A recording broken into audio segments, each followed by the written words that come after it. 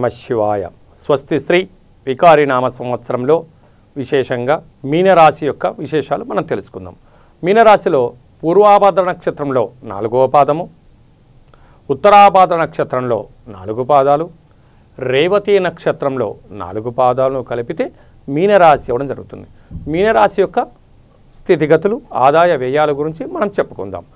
ఆదాయం 2, వ్యయం 8. ఈసారి పంచాంగం ఏం చెప్తుందంటే మీరు ₹2 సంపాదిస్తే ₹8 ఖర్చు పెడతారు అని చెప్తున్నారు. ఆ ₹8 ఎక్కడి నుంచి వస్తున్నాయి అంటే ₹6 అదనంగా ఎక్కడి నుంచి వస్తాయి అంటే అన్ని ఆలోచనలు మీ దగ్గర ఉన్నాయి. అన్ని ఆలోచనలతో చేస్తే కానీ మీరు ₹8 ఖర్చు పెట్టలేరు. అంటే కష్టపడడానికి మీరు ముందున్నారు అని ఈ యొక్క జ్యోతిష శాస్త్రం చెప్తుంది. గౌరవం 1, అవమానం 7. చూడండి, అన్ని రాశులతో పోల్చుకుంటే ఇది చాలా వైవిధ్యభరితంగా ఉంది. అంటే నువ్వు మంచి పని చేసావని చెప్పి ఒకరు చెప్తే అది నీ స్వార్థం కోసం నువ్వు చేసుకున్నావు అని చెప్పి 7 మంది ఏలెత్తి చూపించే రోజులు వచ్చాయి. ఎందుకంటే అప్పు అనేది పెరిగిపోయింది. ఇక్కడ ఈ అప్పు అనేది పెరగడం వలన ఏ పని చేయాలన్నా కూడా ఇబ్బందికరంగా ఉంటుంది. అలాగా ఈ రాశి వారికి అనేకమైనటువంటి వ్యాపారాలు, సంతానంలో ప్రత్యేకమైన శ్రద్ధ వహిస్తారని చెప్పడంలో ఏమాటి సందేహమే లేదు. విద్యార్థులు, ఉద్యోగస్తులు, వ్యాపారస్తులు సకలమైన కార్యక్రమాల్లో ఏమవుతుందంటే అధికస్య లాభం రావాలి అంటే ఏం చేయాలంటే వీళ్ళు అడ్డదారులు తొక్కడం మొదలు పెడతారు.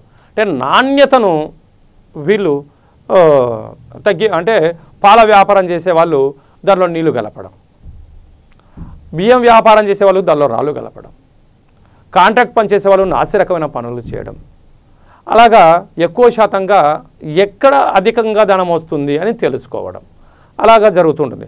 అలాగా ఎప్పుడైతే చేస్తారో ఎక్కువ మంది చేత జనాల చేత నిందలు పడడం జరుగుతుంది. ఎప్పుడైతే జనాలతో నిందలు పడడం చేత వాళ్ళు మానసికమైన ఒత్తిడికి గురవడం జరుగుతుంది. అలా కాకుండా ఎప్పుడైతే ఒత్తిడికి గురవుతామో అనారోగ్యాన్ని మనము కొని పరిస్థితి అవుతుంది. అలాగా ఎక్కువ శాతంగా గృహ నిర్మాణంలో కానీ, కాంట్రాక్టర్లో కానీ, గృహ నిర్మాణాల్లో కానీ, రోడ్డు నిర్మాణాలు కానీ వాటిలో నాణ్యతను మీరు చూసుకోగలిగితే ఉన్నత స్థాయికి ఎదుగుతారు అని చెప్పడంలో ఏమాత్రమూ సందేహం లేదు. కాకపోతే తక్కువ పెట్టుబడులతో వ్యాపారం చేసుకోవడం చాలా ఉత్తమోత్తమం. ఎందుకంటే ఈ యొక్క రాశికి ఈ యొక్క సంవత్సరము విశేషమైనటువంటి అర్ధాష్టమ రాహు. అంటే రాహు మిథున రాశిలో సంచరించడం, రాహు అర్ధాష్టమం వలన అంటే క్షణాల్లోనే అన్నీ అవ్వాలి, లేకపోతే సగం ఆ పని చేసి వదిలేయడం అనేటువంటిది వీళ్ళ ఆలోచన కలుగుతున్నాయి. ఎప్పుడూ కూడా ఓపికతో, పట్టుదలతో, నాణ్యతతో, సంపూర్ణ తగు విశ్వాసంతో ఎప్పుడైతే చేస్తారో మీరు విజయం పొందుతారు అని చెప్పడంలో ఏమాత్రమూ సందేహం లేదు.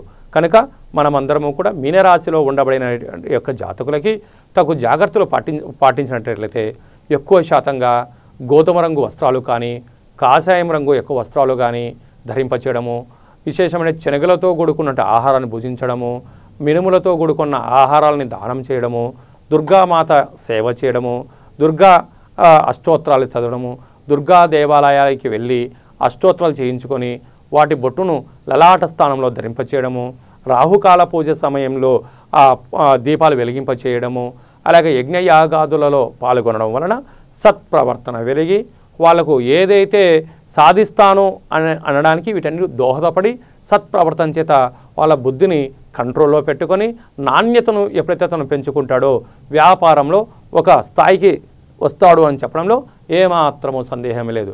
అలాంటి నాణ్యతను వాళ్ళు పొందాలని కోరుకుంటూ సకలమైన విద్య, ఉద్యోగ, వ్యాపార, రాజకీయ, వస్త్రరంగ, సువర్ణరంగ వ్యాపారాల వాళ్ళందరికీ కూడా నాణ్యతతో కూడుకున్నటువంటి జీవనాన్ని పొందాలని మనం కోరుకుందాం.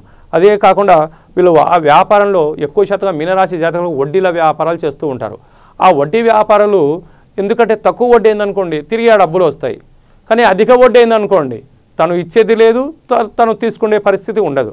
అలా కాకుండా సంపూర్ణమైనటువంటి 10 మందికి ఉపయోగపడేటువంటి మంచి పనులు చేద్దాం, సమాజంలో గౌరవాన్ని పొందుదాం, ఆరోగ్యాన్ని కాపాడుకుందాం, భావితరాలకి మనం ధర్మాన్ని కాపాడుకునే పరిస్థితి మీకు ఆసన్నమైంది. కనుక ఏదైనా కూడా అంటే వర్షం వస్తుంది, ప్రయాణం చేయకుండా 2 నిమిషాలు ఆగాలి. 40 డిగ్రీల ఎండ పెడుతుంది, కాసేపు గృహంలో ఉండగలగాలి. 50 డిగ్రీల ఎండ పెడలో మనం వెళ్ళామనుకోండి మన శరీరమే ఇబ్బంది అవుతుంది. ఎక్కువ శాతం వర్షంలో ప్రయాణం చేసేవాడికి ఆ వరదలో మనం కొట్టుకుపోతాం. ఒక క్షణిక కాలం ఉన్నామనుకోండి, ఆ వరద బీభత్సం నుంచి, ఆ ఎండ తీవ్రత నుంచి మనం కాపాడుకుంటాం. ఎందుకంటే మనం ఉండగలిగితేనే మన దేహాన్ని కానీ, మన వ్యాపారాన్ని కానీ మనం కాపాడుకోగలిగితేనే ఎక్కువ రోజులు మనం ఉండగలం. కనుక అలాంటి రోజులు మనకు ఆసన్నమయ్యాయి. అలాంటి ఇబ్బందులు లేకుండా ఉండగలిగాలంటే ఏకముఖి రుద్రాక్షరం కానీ, లేక 11 ముఖాలు కలిగినటువంటి రుద్రాక్షలు కానీ మెడలో ధరింపచేయడము, వీలంత వరకు ప్రశాంతమైనటువంటి జీవనాన్ని వీళ్ళు ఎప్పుడైతే పొందుతారో వారు బాగుండడము, వాళ్ళ వ్యాపారాలు బాగుండడము, వాళ్ళ కుటుంబాలు కూడా బాగుంటాయని చెప్పడంలో ఏమాత్రము సందేహమే లేదు. ఆ విధంగా రైతులకు ఎక్కువ శాతంగా భూమి పైన పండేటువంటి పంటల కన్నా భూమి లోపల, అంటే భూమి లోపల పండేటువంటి పంటలకు వాళ్ళకు అధిక దిగుబడి వస్తుందని గ్రహించి అలాంటి పంటలు వేసుకొని అధిక దిగుబడి రావాలని కోరుకుంటూ, అలాగే మీనరాశి జాతకులందరూ బాగుండాలని కోరుకుంటూ, సర్వే జనా సుఖినో భవంతు, మీనరాశి జనం రక్షంతు.